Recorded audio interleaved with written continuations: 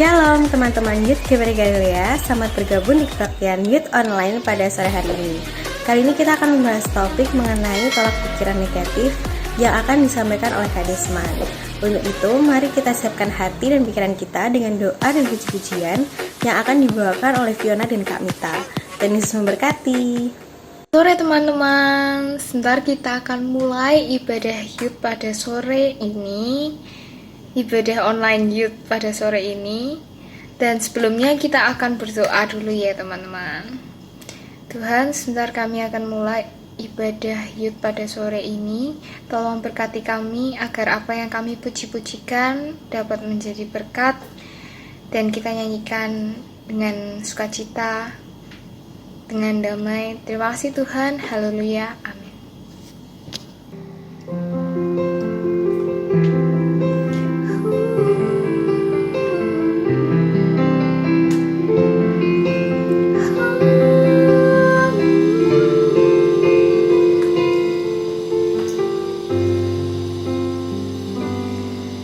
Tuhan tak pernah janji dan selalu biru, tetapi Dia berjanji selalu menyertai.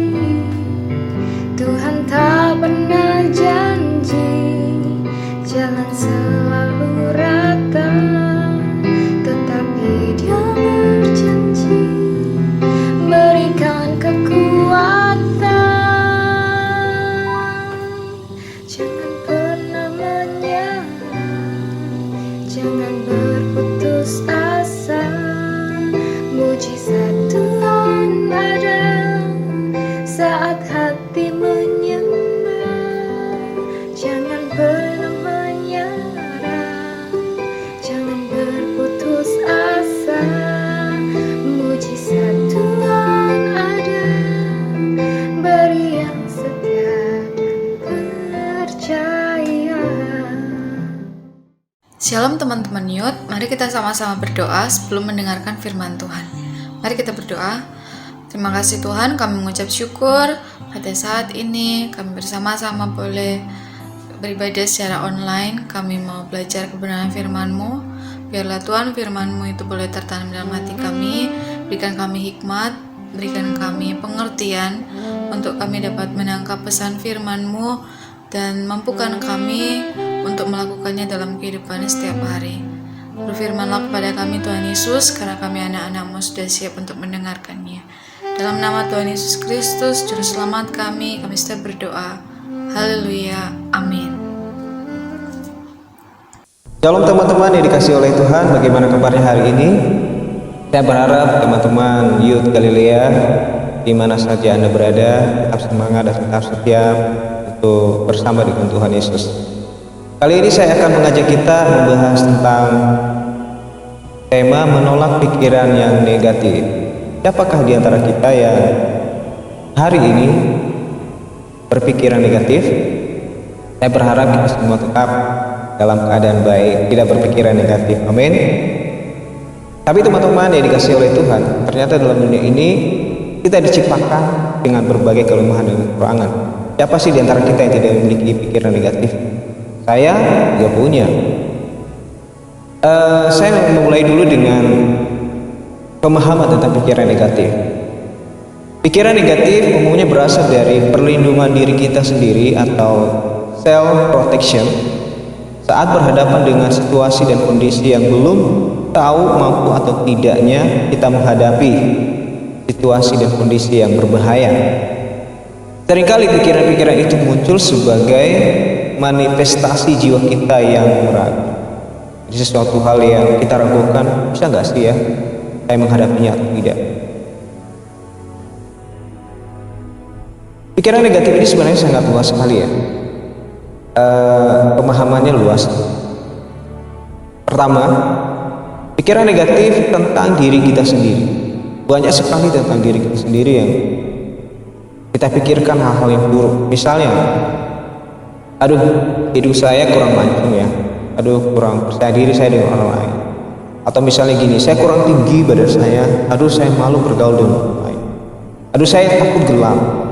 Itu adalah sesuatu hal yang muncul di dalam diri kita, di dalam pikiran kita. Yang kedua adalah pikiran negatif tentang orang lain. Jadi kalau misalnya membahas pemikiran kita tentang orang lain itu sangat luas sekali. Pikiran negatif misalnya dari orang, kok orang itu jahat sekali ya, padahal belum tentu jahat ya. Kita berpikir bahwa orang itu sombong. Ketika kita berhadapan dengan dia buang muka, padahal belum tentu sebenarnya. Jadi pikiran negatif itu kadang muncul di dalam diri kita itu sengaja atau tidak. Kenapa? Karena kita adalah makhluk yang penuh dengan kekurangan dan juga berbagai situasi dan kondisi yang kita hadapi dalam kehidupan kita. Kita adalah manusia yang berdosa. Tetapi dalam hal ini ada beberapa orang juga berkata bahwa pikiran negatif ternyata itu ada manfaatnya loh, teman-teman. Apa sih manfaatnya? Pikiran negatif itu ada manfaatnya juga. Misalnya gini, tetapi dalam batas kewajaran, itu maksudnya. Pikiran itu negatif tapi bermanfaat. Misalnya gini, saya berusaha belajar. Kenapa? Karena saya takut. Kalau saya tidak belajar, saya tidak tahu apa-apa ketika saya mengisi lembar jawaban di kelas ketika saya sekolah. Kemudian kalau saya tidak bangun pagi, saya akan telat ke kantor. Dan rasa takut itu udah muncul dalam diri saya. Padahal belum tentu. Kalau misalnya kita telat selalu dimarahin orang, enggak. Tapi ternyata itu baik dalam kehidupan kita. Untuk melatih kita itu semakin disiplin dan semakin menjaga diri kita untuk lebih baik ke depan. Ada bagian-bagian pikiran negatif dalam diri kita itu dalam batas wajar. Kita memikirkan orang, misalnya gini, yang ketemu dengan orang itu wajahnya seram, padahal belum tentu sebenarnya. Tapi pikiran kita itu baik untuk kita. Kenapa? Kalau kita melihat orang itu seram, kita tidak akan mungkin bergaul dengan dia, karena kemungkinan juga dia adalah orang jahat. Jadi untuk mawas diri untuk tidak sembarangan bergaul dengan orang. Apalagi kita saat ini, tidak semua sahabat itu baik dalam kehidupan kita. Kadang kita memikirkan lebih bagus kita memilih-milih teman yang mungkin lebih baik untuk diri kita sendiri. Kenapa? Kadang kita bertemu dengan orang, ternyata dia bukan orang baik, bukan teman yang baik. Jadi dalam diri kita ini juga punya pikiran negatif yang ternyata baik juga buat kita. Tidak semua pikiran negatif itu ternyata buruk gitu, tapi dalam batas wajar. Tetapi yang saya mau bahas adalah pikiran negatif yang melebihi dari batas kewajaran. Yang pertama adalah merasa bahwa orang lain itu jahat semua. Ada banyak orang di dunia ini selalu mengurung diri. Kenapa? Dia menganggap bahwa semua orang di sekitarnya tidak peduli dengan dia, tidak perhatian dengan dia. Banyak anak-anak saat ini merasa bahwa saya kesepian. Kenapa saya dijauhi oleh teman-teman saya, dijauhi oleh orang tua saya, broken home. Dan di dunia ini, walaupun ternyata banyak orang menjauhi kita, tapi ternyata di dunia ini masih ada kok yang menerima kita apa adanya. Kelemahan kita masih ada kok orang yang di dunia ini menerima kita adanya. Dan kedua adalah ketika kita memiliki kekurangan dalam diri kita, kadang kita merasa menarik diri, dan itu sangat berbahaya bagi kita ketika kita menarik diri dari hal yang positif. Kenapa? Karena kita banyak sekali kelemahan-kelemahan dalam diri kita ini. Tapi sebenarnya kita mampu menghadapi kelemahan-kelemahan kita ini apabila kita itu tidak terlalu berpikiran negatif dalam diri kita. Misalnya gini, dulu saya kalau disuruh berdoa, saya pasti menarik diri, aduh jangan saya disuruh berdoa. Padahal sebenarnya kalau disuruh berdoa, saya pasti bisa kalau saya belajar. Tapi karena saya pikir saya malu, kata-kata saya nggak bisa berdoa, saya nggak bisa bernyanyi. Itu pikiran-pikiran kita yang membuat kita ini semakin terpuruk. Dan banyak orang itu di dalam dunia ini sebenarnya banyak potensi untuk bisa memuliakan nama Tuhan, berkembang. Tetapi karena pikiran-pikiran negatif yang selalu masuk, itu membatasi banyak anak-anak muda saat ini untuk berkembang. Kenapa? Karena dihantui oleh keraguan-keraguan. Ya, saya berharap kita semua tidak dihantui oleh keraguan-keraguan yang membuat kita jauh daripada pelayanan dan juga kebahagiaan kita bersama dengan sahabat dan teman kita. Dan kali ini saya akan menyampaikan kepada teman-teman semua ada 4 cara bagaimana kita menghadapi pikiran negatif. dalam diri kita untuk kita semakin maju bersama dengan Tuhan. Yang pertama adalah terimalah setiap hal yang Tuhan izinkan terjadi dengan rasa syukur. Terimalah apapun yang Tuhan izinkan terjadi dalam kehidupan kita, entah itu masalah. Kita berdoa dan bersyukur. Kenapa? Kalau kita semakin bersyukur kepada Tuhan, kita mendapat kekuatan yang baru dalam kehidupan kita. Betul berkata, kekuatanku bukanlah dalam diri saya sendiri, tapi kekuatan kita itu berasal dari kekuatan daripada Tuhan yang menjadikan langit dan bumi. Kita ini hanya sebatas manusia yang di dalam dunia ini hanya sementara.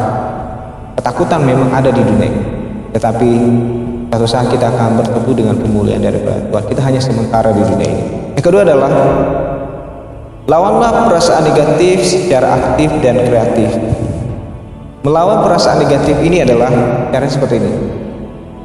Kalau kita adalah manusia yang takut ataupun yang sering ceroboh, punya banyak masalah, usahakanlah ucapkan kata-kata yang positif yang membuat kita itu berani untuk bisa melakukan yang terbaik. Ucapkanlah kata-kata positif untuk melawan keraguan, untuk melawan pikir-pikir negatif dalam diri kita. Aku pasti bisa, aku pasti mampu. Saya percaya bersama dengan Tuhan kita akan mendapatkan mukjizat yang luar biasa.